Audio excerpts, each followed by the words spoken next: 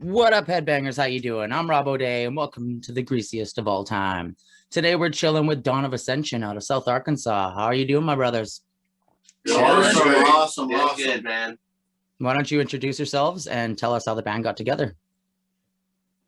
What up? My name's Pat. I'm the vocalist. I'm Zach. I'm the rhythm guitar player. Logan. I do clean vocals and lead guitar. And my name is Joshua Nations. I'm the bassist and the head slapper. Steven on the drums. Chillest drummer ever. Hey, he's just like, hey, what's up, guys? Cool. How long you guys been a band? Well, three of us have actually been a band for roughly close to a year now. I know it's been since early 2020 when me, Logan, and Zach were in another band called Inner Perception, which is no longer a thing. But we all decided when those two members happened to decide to leave, and of course, didn't we? yeah, it was about November, and our other last two members decided we all decided it was best that it's best to part ways on those issues. I won't get too much into that, but it was a respectful mutual thing, so there was no animosity, But we decided, me, Zach, and Logan here, we decided we were gonna, we were gonna keep going. We want to play. We have the same passion and the same drive, together. And I think that's, what makes us, so strongly as brothers now is the music has brought us together a lot. Yeah, and I mean, It's been roughly since together as far as Dawn of Ascension when we brought Patrick here in Mid-November. and Steven, it was probably mid-November when we formed Dawn of Ascension. November 2020 or 2019? Last year, yeah, Yes, sir. 2020.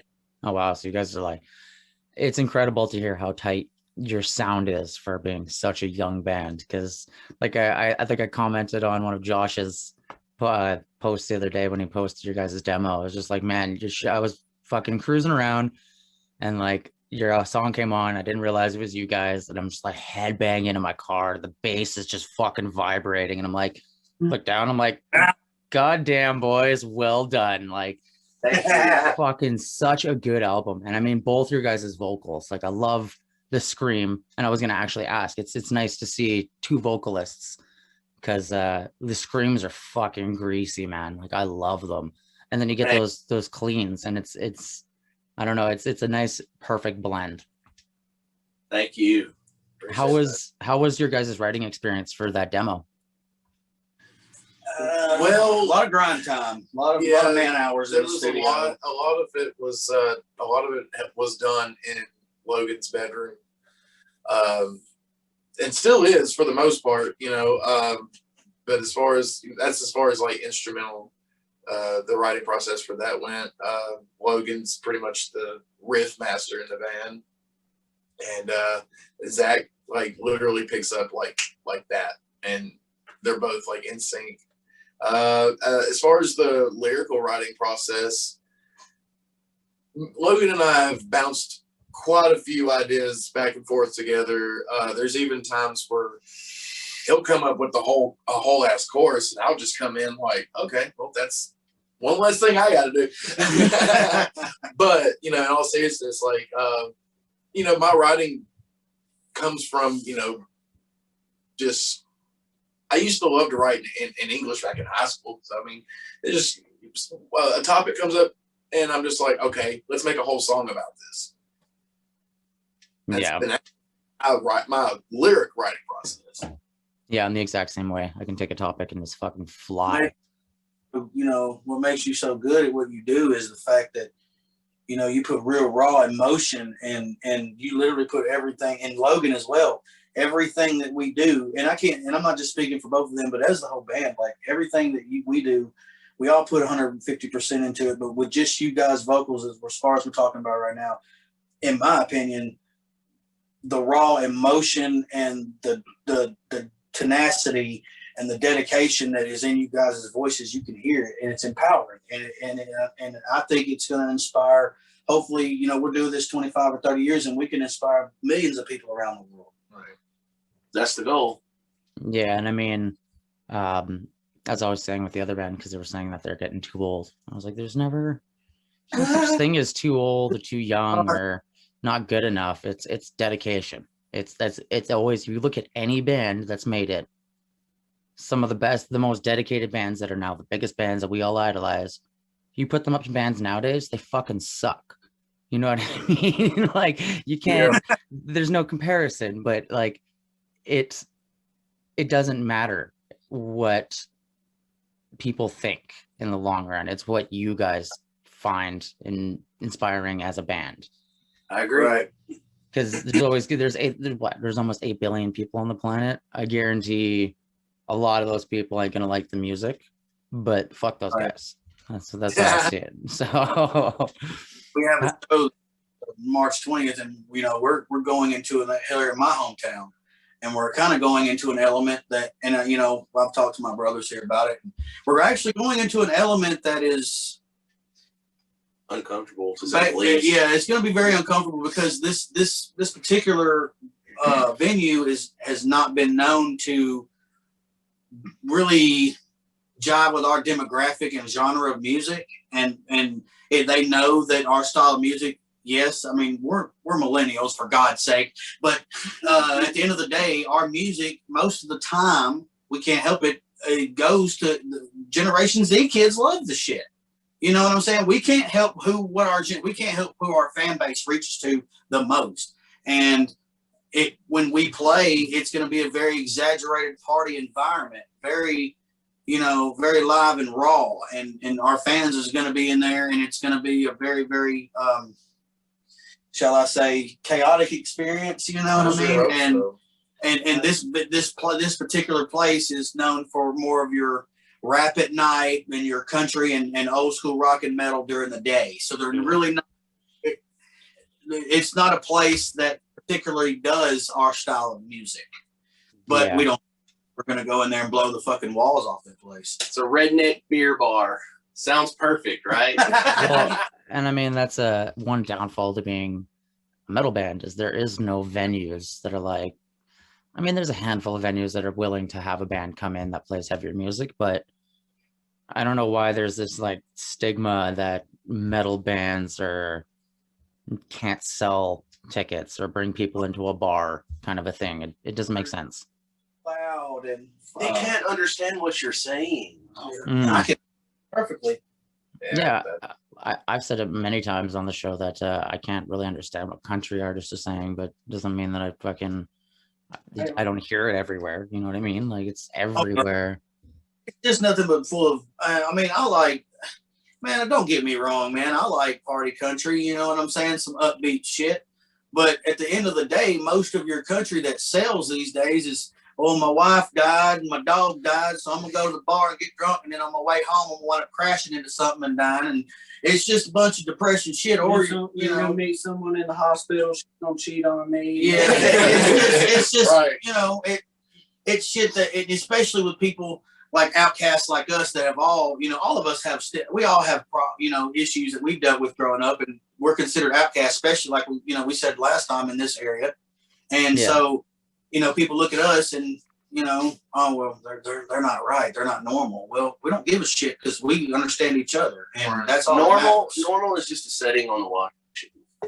Yeah, bro. Well said.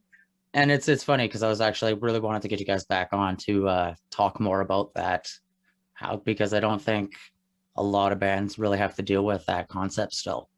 Like, every band I know, they've got venues and towns and places to go that are willing, but you guys have like, you're in the Bible Belt, right? So you said before that there was like kids in the 90s that were like, I can't even remember what you said, but it was me and Norman were just like, holy crap. Yeah, Like, the scene here just is to cap shit, on it, man. Just to go like really small into it. It was a group of dudes that listened to like Marilyn Manson and Slayer and stuff, and some like 3 or 4 Metallica, like, and 3-4 little boys were found dead in the woods, and they all got sentenced to life in prison just because, well, they're the easiest people to pin it on. We don't even have to find evidence or any of that. Who's going to argue? I mean, they're obviously Satan worshipers. I mean, it was a big thing. These guys spent 18 years of their life in awesome. And the only reason they were able to get out Like they decided that they would let them out as long as they didn't come back with any type of charges. But Even yes, though they were falsely accused of something, it ended up being like one of their stepdads that actually did it. yeah, it was. It was actually. They said, okay, we'll let you go, but you can't do anything about it. You get out and that's it. Basically, yes, they gave them what they call an Alford plea. Yeah, the Alford An plea. Alford plea is basically, okay, there's enough evidence here to free you guys of the charges because we know you didn't do it, but because we don't want to upset more families and don't want to look bad in the community, we're still going to, you have to still plead guilty to this even though you're innocent. So they released them after 18 long years of their life, but they still had to plead guilty to first-degree murder of 3 little boys that they did not kill. And yes, Stephen, you are very much correct. It was actually one of the, it was Stephen Branch's, one of the little boys. It was his stepdad that actually murdered all 3 boys. That's crazy. And it was never found out until almost 20 years later. And it's basically ever since then, like Logan said, it's literally put a stigma down here because people down here are so closed-minded that, and don't get me wrong, it's not that we don't believe in a higher deity or power, believe in God. Of course, most of us do. You know, we have some that still struggle with that. But the issue, what I'm saying is people down here are so close-minded because of that fact. You know, like you're in the Bible Belt, like you listen to that kind of music, well, you must be an evil person. You must, or they give you looks that's all fucked up while you're walking down the street. You know, and it's. You know, we're like, well, fuck you too, then. You know what I'm saying? You know, hell, I've walked down the street and somebody's giving me a fucked up look because I have long black hair and I had a metal T-shirt on and they just looked me up and down and I turned around and I just barked at them real quick and just looked at them, gave them a fucked up look. You know, basically, you know, I have done that to people because you know, don't judge somebody but just because of what they look like and it's that very reason why the scene down here is kind of shit, you know, and there's only a couple of bands, including us, that are even trying to remotely keep the scene down here alive. And hell, we're at this point now where we know eventually we're probably going to have to move all of us together. We're probably going to have to move to another fucking state in order for us to really, you know, get any kind of notoriety the way we want to. I mean, Well, I mean, in this day and age, you don't really have to move per se, but I definitely think that if that's like, if you guys, I mean, most people love where they were brought up, right? So you can always stay there, but be able to just like, you know what, fuck it, we're going to connect and we're not going to play in this fucking state. We're not going to play here. We're going to just, I mean, how many other states are there? Like, what states are the closest to you? I'm not 100%. Texas, Oklahoma, Missouri. Oklahoma, Texas, Missouri. man. You guys head down to Texas, and there's already 2 bands I know that I could get to like hook you guys up with because they've been on the show and they're awesome people. So like, yeah, I've actually been talking to a guy that does a festival down there now. The bill was unfortunately full, so he couldn't get us on for this year, but he's got us down to play next year. But it's called the Tune Out Cancer Fest, Music Fest, and it's just a benefit it's a benefit towards fighting cancer, you know. And yes, and so you know he's already invited us down there. You know, and say, hey man, I'm ready to book some shows. You know, we got a guy that we've been networking with out in California that runs a heavy metal underground station, Metal Empire Radio. If you've ever heard of them, where there's a guy that we've been networking with that we're fixing to doing some work with pretty heavily, and you know he's going to be getting us shows, and yes, we're probably going to be out of state and some far in state. You know, and he'll be traveling down here for our endeavors and things like that. But you know, we're trying to make something happen. You know, we're not going to accept defeat. We're not going to accept defeat. We're not going to accept what society labels us as, and things are going to be anything. Well, we're going to show you better than we can tell you. yeah, like I said earlier, with there's 8 billion people. I mean, if fucking Arkansas doesn't want to enjoy your guys' music, then they don't have to. They're lost. There's I mean, Texas has a wicked metal scene. Oh yeah, absolutely. There's so many great states. So Arkansas doesn't. I don't Is understand Memphis it. Mayfire from Texas? No, Memphis Mayfire is from. They're from Tennessee. Oh, that's right. They in Tennessee's not that far. Hell, away. even Tennessee's got a freaking metal scene. Whitechapel, God by God, they're from Knoxville. I mean, yeah, I definitely think it's just like how far of a drive is it? I know that it shouldn't be It's like It's about 4 3 or hours, 4 hours. 3.5, 4 hours. Yeah.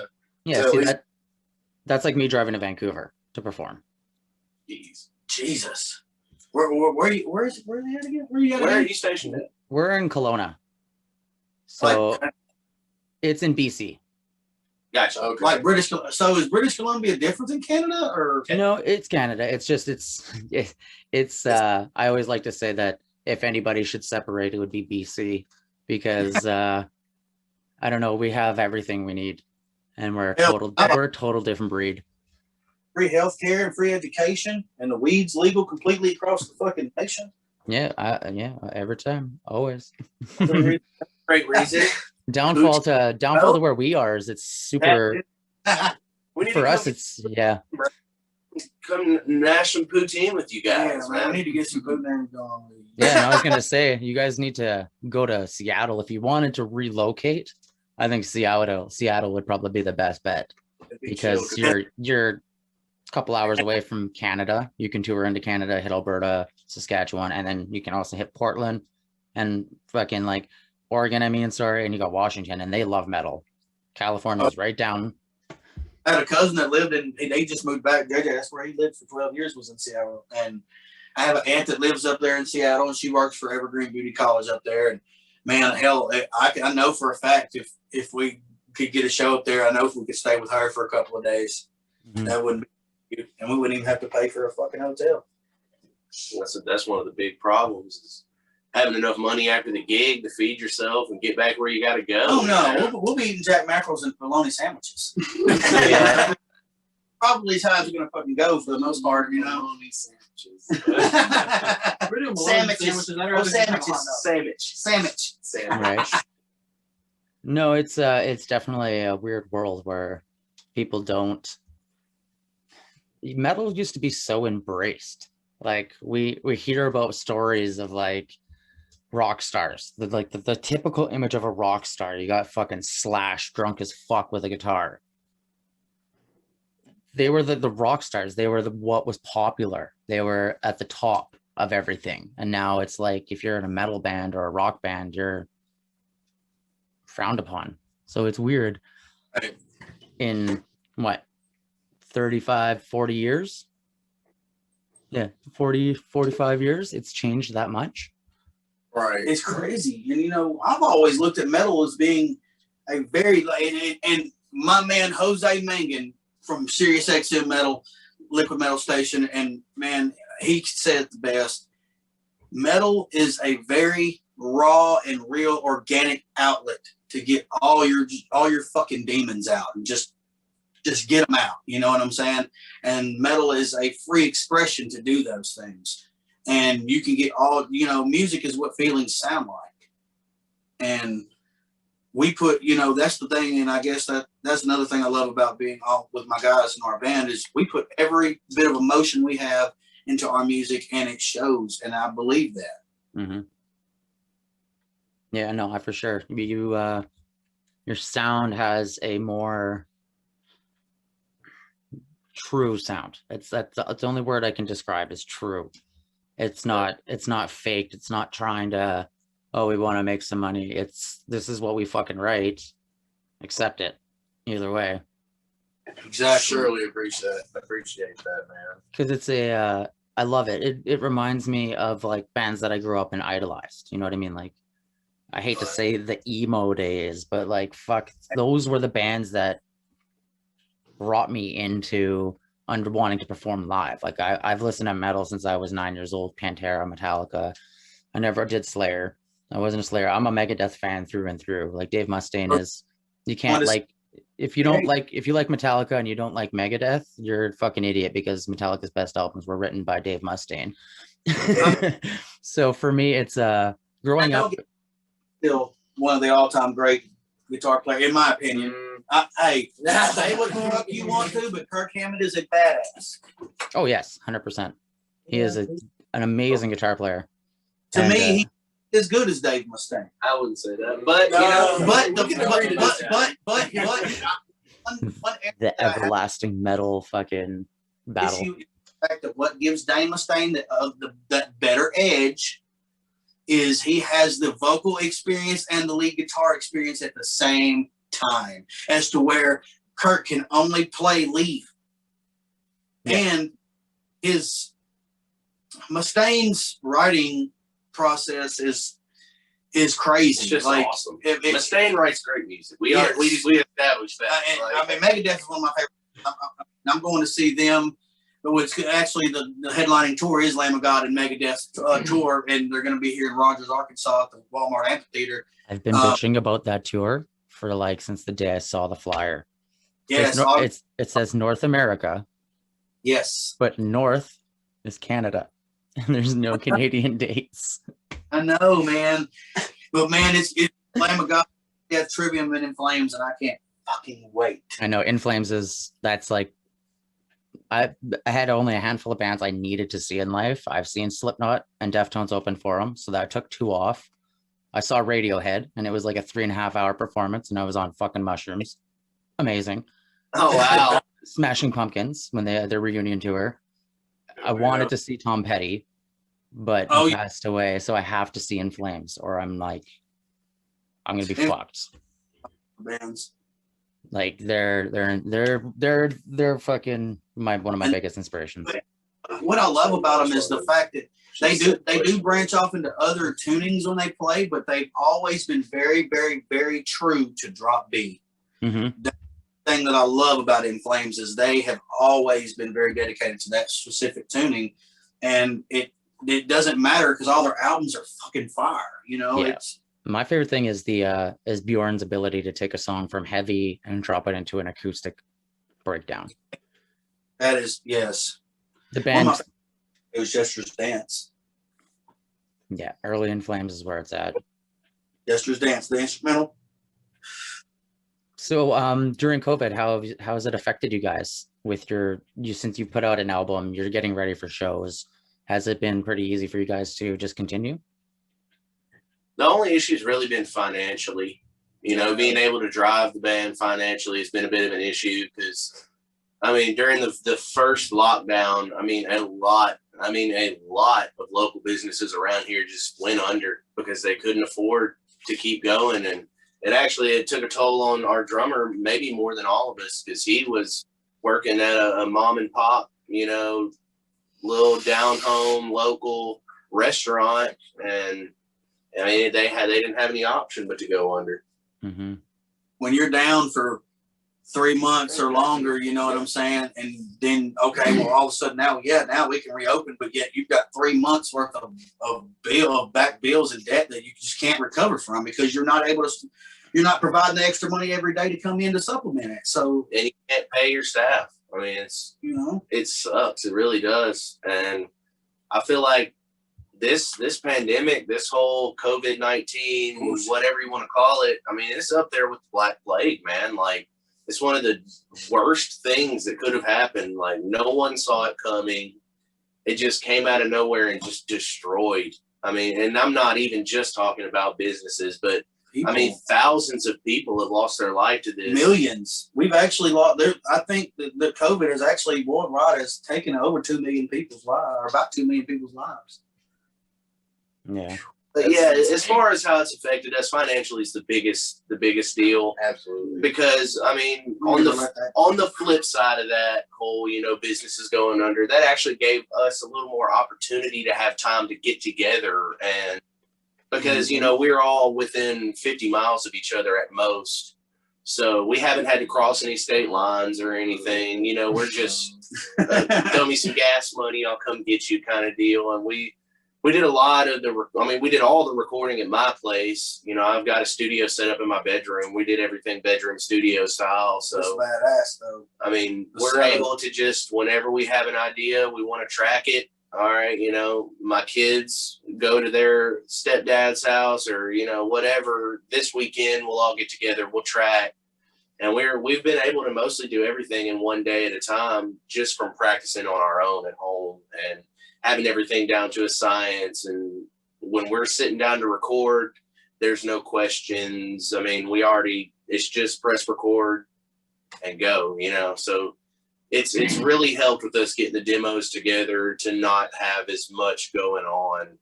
which I don't see it really affecting us. Once everything opens back up, if anything, we'll just continue doing things the way we have been, which, I'd say 50-60% of the time, most of the songs are ideas that I have.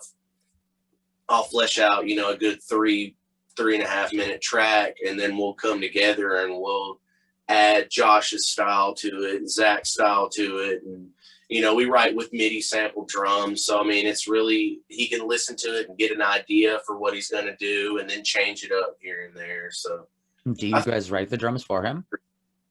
Like, or do you just put a concept down and then when he's heard it, he's like, nah, fuck that, take that off, I'm going to kill it. Yes, brings his own- he goes both ways. It goes both ways. Yeah. Well, because it's funny because I did the exact same thing on our original EP, which was in our bedroom, but our drummer left halfway through. So I had to do all the recording of the drums. And it was just like, I started off with basic drums on MIDI, and then I fucking recorded my actual kit. And it was like, the drums came out way different. Yeah. Yeah, it definitely. Well, the problem with that there is a MIDI drummer will do whatever you tell him to do, but like, it just doesn't feel as raw and as organic, which is another thing that we've been really trying to push into, is getting better drum recording equipment and everything. Back to the soundtrack. His phone went off and I thought it was Jurassic Park.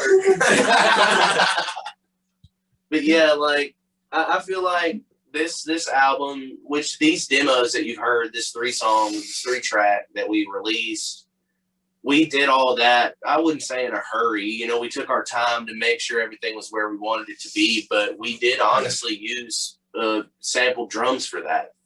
But it's not because we couldn't pull off recording real drums. We just, at first, didn't have a drummer. We brought him in, like, I'd say maybe a month after we formed the sometime band. in the beginning of December, at least. Yeah, closer to, Christmas. Mid-December. Yeah. So now we're to the point where, we got good enough equipment and we got all the inputs we need and everything. So we're really excited to put real drums and mic amps and, try to stray away from the amp sims and, which, of course, there will be some amp sims on the record. Because it's really hard to capture some of the good quality plugins that have come out recently. And they're definitely useful and they definitely have places on the record. But we're wanting to get everything as organic and as real and as honest as we can, so that when people say, we love the drums, we don't feel dirty saying thank you because it wasn't real, or, And like Logan was saying, like, that was simply, like we put a lot of hard work into it, but that was simply a demo. Like the album is our debut album that we're set to release, hopefully set to release by the end of the year. It's gonna be freaking on fire. That's the only thing I can really say about it. It's gonna be very well produced. We're gonna take our time on it. Everything's going to sound, it's just going to sound in your face. We're going to literally do everything we can to sound, up to the best and up to par as we can, and make the record, something that's going to be legendary. We want it to be legendary even for us, and especially for our. So we really want the record to stand out, and we've got so many fans even right now that just can't wait for the record to release because. We're about halfway or a little over halfway writing the record. We still have about halfway to go. But it's coming along successfully. But I am even myself, I'm excited I'm going to buy a record myself when it comes out for the simple fact that I know it's going to be awesome and it's going to make me headbang in my own shit, my own car. You know what I mean? And you That's always why got to we do do it. You got to do the car test. As long as it's banging in your car while you're driving, you did something right. That's the big thing for me. Like when mixing these songs, when producing and mixing these songs, we would get it to where it sounded great between the speakers at the studio, but it's like we got to go car test it real quick, and we'll all pile up in a car together. And if by the end of the song we're all just grinning like hell yeah, we did it. Yeah. I always say you have the 4 tests. You have your cell phone, you have your speakers, you have your like a Bluetooth speaker, Like I have like one of those JBLs and then a car test. Done all of those. Yeah, we've Yeah. done. We've done the 4 car test. I mean, not 4 car tests, but we've, like you said, we've literally done all 4 tests. Like, I just, you got to think of what people are listening to it on. Most people don't listen to it on a boombox anymore, you know?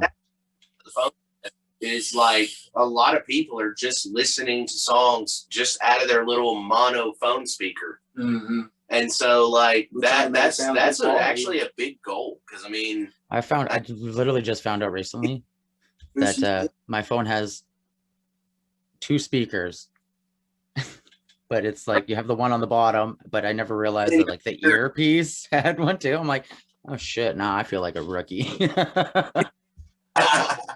but I mean, all just a thing of, you know, you got to fit 50 tracks worth of just noise, which metal is all frequencies in the spectrum at once. I mean, especially with guitars. I mean, pulling all that off just into 2 speakers is hard enough in itself, but getting to where you're proud enough of it that you're willing to put it out there for other people to hear, like that's the hard part for us personally, is letting go of the, I guess you could call it fear of rejection, you know, because you don't want somebody to come in on there and be like, your guitar tone's ass, you know. You're always going to have those people. There always is. There's going to be somebody.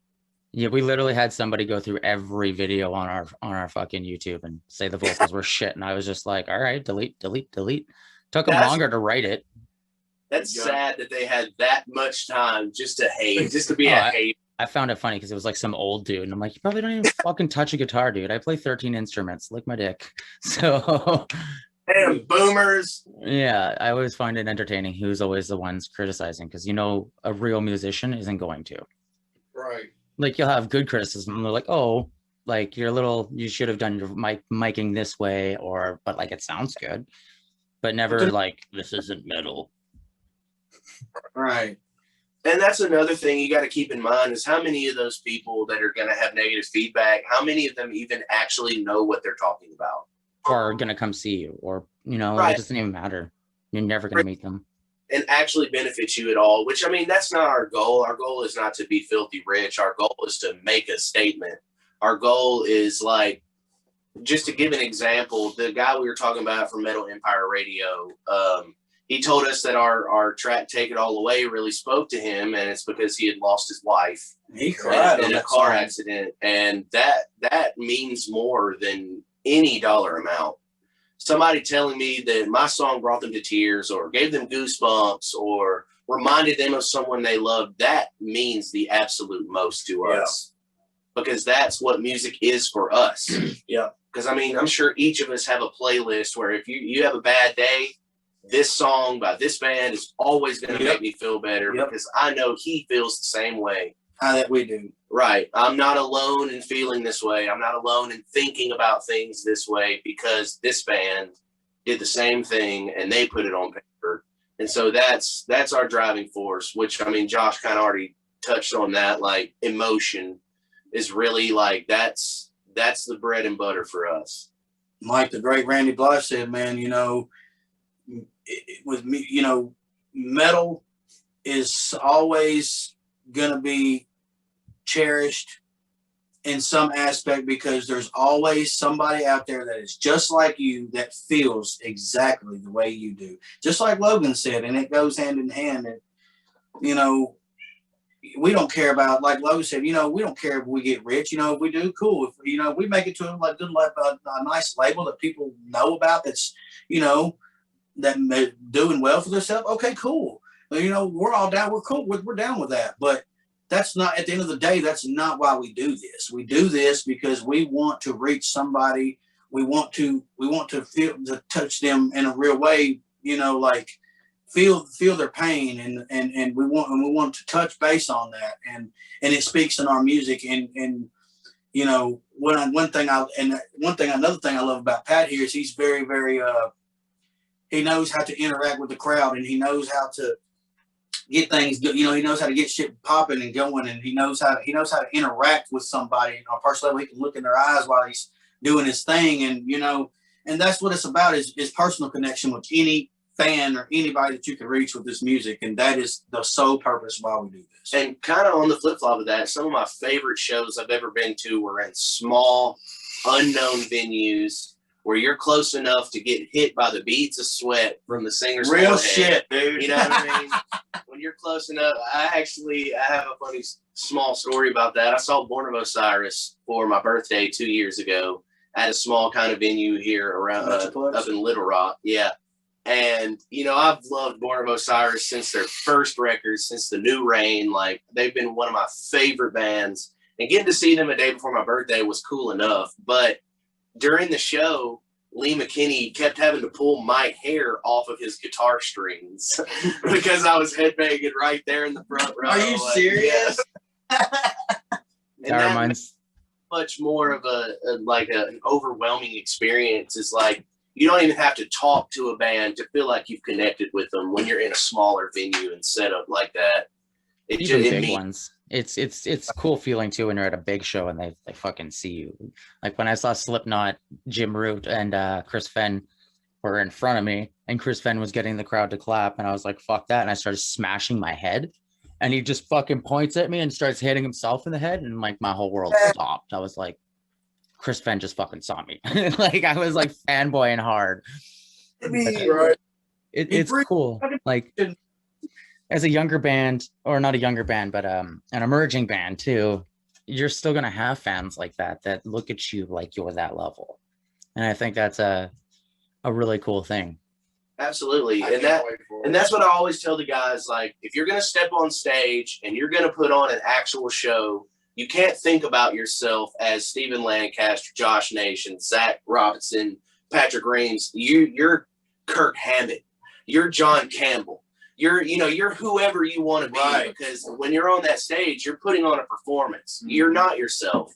The whole goal is to move, to feel. When you feel confident, you look confident. You know what I mean? And that's why people go to shows. That's why hip hop artists are really good. They're really good at making themselves look and presented like they're a lot bigger than they are, so they have that confidence. Fans out there, that's what makes people come back for the next show when you're in their town, because they don't have to. Truthfully, you could go on YouTube right now and search whoever live, put it on your big screen, turn the volume up, but it's not ever going to compare. You know what I mean? Oh, that's so true. If there's anything in the music industry that you guys think you could change, what do you think it would be?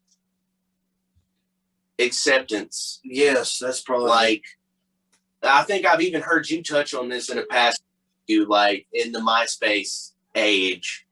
It was so simple to just be heard, to be noticed, to be seen for what you are, not as a band that's trying to sound like this band, but you had your own sound.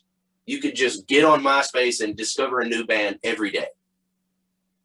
You know what I mean? Like, especially like back in when Roadrunner was early in their 2000s. Prime, in the late 90s, early 2000s, like that might be my favorite era for metal music. Not because the music today doesn't live up to that, but just because there were so many eclectic, just different bands doing stuff you'd never heard before. Like Slipknot is a big example, because there's no band on the planet that is Slipknot. Never. 9 members in jumpsuits and masks. You feel like you're watching a snuff film while you're watching them live. You know what I mean? Because it's like, it's scary, but in an awesome way. You know what I mean? Like when Slipknot put out Iowa, their very first record, when they put out their very first record, man, they never thought at all. None of the members thought that they would ever get anywhere. They never thought that it was going to live up. They never thought that it was going to make it. And before they knew it, their album had reached number 1, number 2 on the chart. I mean, it goes to show, like, you don't know, but you put your all into it, and you gotta find out. And now look at Corey Taylor, is one of the most fucking well-known people on the planet. Yeah. And on that same, what we could change, like, I think it was Frank Zappa said that the problem with the music scene in his age was that you went from, young 20, 30 something guys behind the soundboard recording bands that were willing to give you a chance because they saw that in you, it changed, and it's 50 and 60 and 70-year-old dudes that don't know shit about it, that are not, they're not willing to give you a chance because you don't sound like this band, because they're afraid of rejection or whatever. But music can never be about worrying about others' opinions, ever. I mean, that's what's ruined. That is the downfall. That is the down industry, is worrying about what people think, because there's always going to be a demographic, which you said that there's always going to be somebody who digs it. Always. And we've got a lot, and to be honest with you, a lot of our fans are people like us, misfits, even in Arkansas, that we have a fan base here in our state that have missed the opportunity to go see a metal show. Because I mean, the metal scene is the most accepting scene there is. Like, you might get punched in the face, but as soon as you hit the ground, 5 people are ready to pick you up and put you back into the pit. You know what I mean? Like, that's what drives metal, is acceptance, understanding that we're all weirdos. We all like to stretch our earlobes and put safety pins in our ears and wear battle vests or whatever. And that's some what people makes wear it fucking sick. black nail polish. I mean, Right. For God's sake, a lot of your black metal bands, you can identify a lot of times a black metal band with, they wear all black. They and I'm honestly, Alexi Leho was one of the ones that first started that shit. I mean, he's R.I.P. Alex. Yes, I mean, he's one of the late and great children of Bodom. I love him, miss him. Yeah, my buddy Kyle, actually, he's the guitar player from one of my first metal bands, and dude still fucking paints his nails and rocks the Flying V, and I'm like, yep, he's keeping the Alexi Leho alive. So, yes. I love it, man. Because that is what's going to keep his spirit alive. And there's going to be so many people, and I hope there is, that idolizes him like that and wants to keep his legend going and his legacy. And because he was such a phenomenal guitar player, man. He, the fact that he could combine black metal with, like, oh my God, power metal. It was just crazy how symphonic metal, all at the same time. Yeah, like his ability with Yane, I believe. One of my favorite songs by them. I mean, you hear the pretty symphonic organ, a little. I mean, you just, you know what I'm saying? It changed something for me, like, because I became a metal fan, honestly, and I don't know, the early 2000s. You know what I'm saying? I was born in '91. I'll be 30 next year or this year. But really, between 2000 and 2005 is when I really became a fanatic of metal music, and it started with the old school greats that I grew up on. My parents would listen to Sabbath, Cinderella, Motley Crue, Winger, Dokken, all the different type of old school rock metal bands I grew up listening to, and then it stemmed off to Metallica and Testament, and then it went and then became to Kill Switch, and then further on, and ever since then, I've been hooked ever since, and I've been playing. It's the greatest drug. It is, man. The greatest drug. Being on stage, ever get like it. It's humbling, and I love it. I always say that it's being in a band and performing, whether it's practicing to performing, it's that telepathical connection between the 5 members. It's euphoric. Like, you almost don't remember what the fuck you did for the last hour after a jam. Yes, and you leave so damn tired when you're done with the fucking jam because you don't put everything into that shit. Like when we practices, usually all of us, I mean, we can't fucking walk, but hell, we're all wore out by the end of the practice because we literally put blood, sweat, and tears into each session we have. And you can walk. No, I have to make sure that Steven's set sounds good. At the end of every practice, I have to make sure Steven's after every practice, Patrick, because he can play drums pretty damn good too. And he goes and tunes them. I wanted to do it more for fun because when we actually asked him to join the band, we were actually bring him in as a drummer and find Logan and Zach were gonna put the money up to get Pat a kit at the time, and Pat we were all gonna put money together towards it, but he was like, you know what? He said, I love to drum, but that's a hobby of mine. He said, my thing and my dream is I want to sing. I want to be the front man. I want to be the guy that's, speaking for the band. And we're like, fuck yeah, let's come on. So And when I first heard Pat with his vocals, it blew me away because, you know, You my can't buddy, really my tell on homie, camera, but he's a short. my he's homie's a short guy. guy, and my homie's probably every bit of 5'5", 5'6". But when he gets on that fucking stage, brother, he is 6'3". I mean, he is 10 foot tall and bulletproof on that stage, and I love his energy and what he brings to this band, because it's every member brings so much. You know, we all bring a form of energy to this band, and it just clicks together. And like even with Steven here, when he joined it, you know, even Steven. But you know, when he joined the band, you know, we call him Steve Oscar now. But you know, that's his nickname for the band now. But we all have our little nicknames and shit. But when he joined the band, it was, you know, I didn't know him personally. That was Logan's buddy, you know what I'm saying? And I was getting to know him, but it was like his first practice, you know. He 9 times out of 10, and I'm not putting all my brothers on blast, I love y'all. 9 times out of 10, he is the first fucking one to show up to practice every week. And he's here.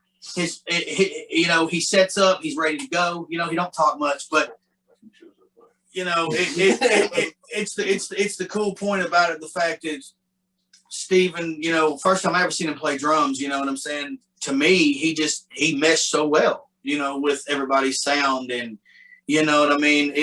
I really enjoyed seeing him play, you know, in his style. And so I was really happy that we found somebody. Fuck you guys. I really was glad that we found somebody that we connect with and could, you know, play with, because, you know, there's drummers. It's really hard to find a drummer that can keep up with a style of music that you're preferenced by. Yeah, no, 100%. We when we lost our drummer, the guys asked me, well, I offered to do the recording. Like I said, I did it, and then I was like, hey, you guys got to find a drummer who can play it now, because drumming is my instrument. I started as a singer and guitar player and kind of worked my way all the way to the back, and I sat as a drummer for a while, and these guys asked me to be the fucking singer, so I lied to them saying I had a good scream. Well, I started as a drummer and then moved to guitar, and then actually when I was in the last band with them, Interperception, I was front man. I didn't play an instrument, right, which is hard for me personally, because it's like I get to hide behind my guitar. Exactly, you know, how I feel. The guitar is my comfort blanket. You know what I mean?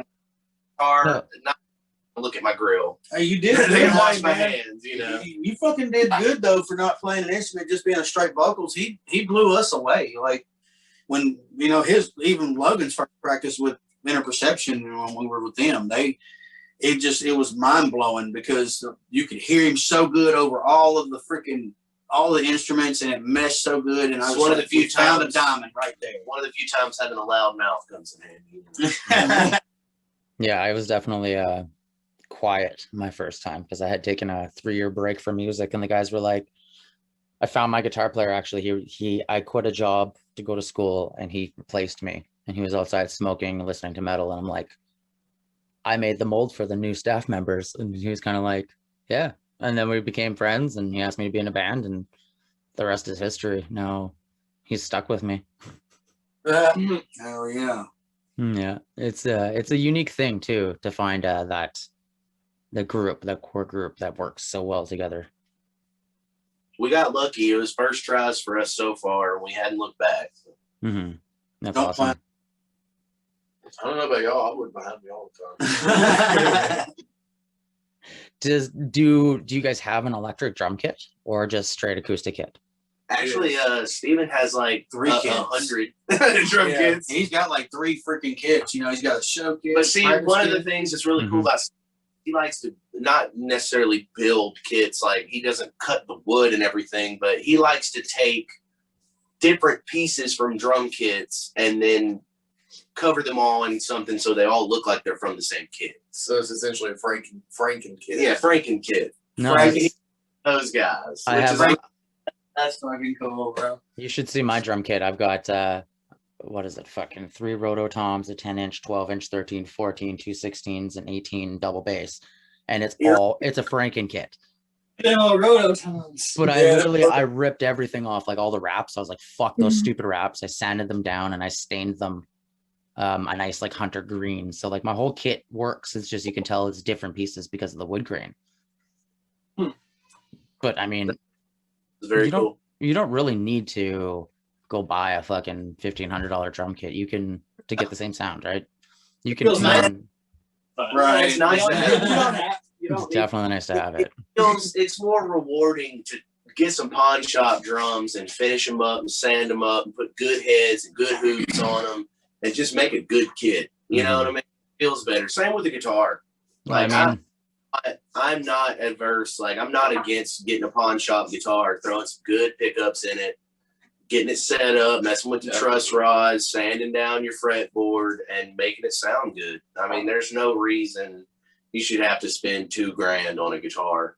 I mean, they all do the same thing. You just got to treat them with love, you know?